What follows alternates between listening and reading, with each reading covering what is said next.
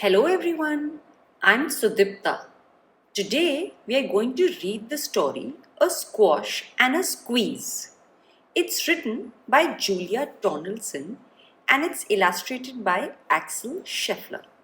Now let's get started.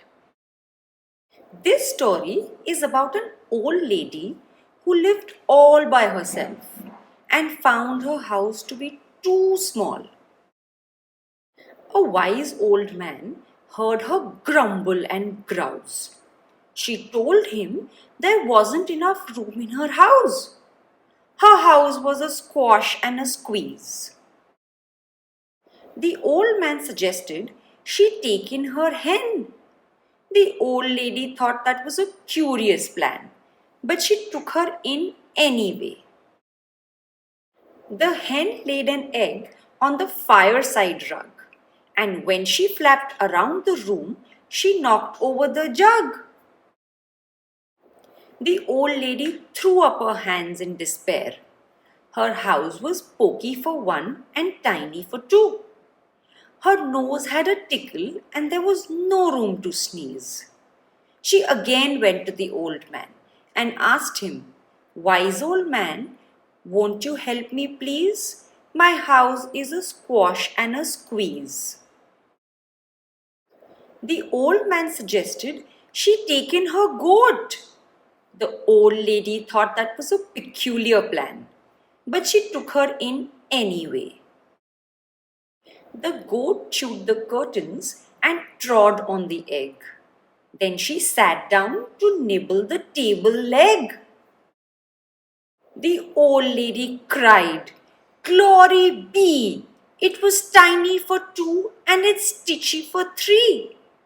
The hen pecks the goat and the goat's got fleas. "Wise old man, won't you help me please?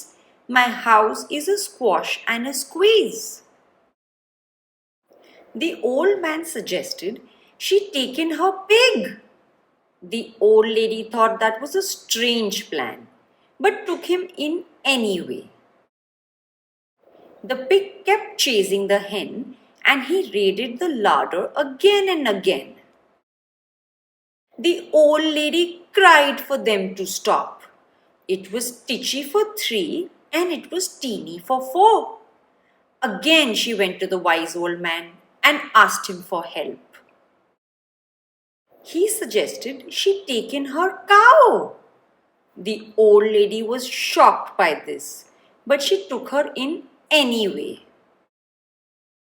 As soon as the cow entered the house, she charged at the pig, and then she jumped on the table and tapped out a jig. The old lady cried, "Heavens alive! It was teeny for four and it's weeny for five." She was tearing her hair out and was down on her knees because her house was a squash and a squeeze.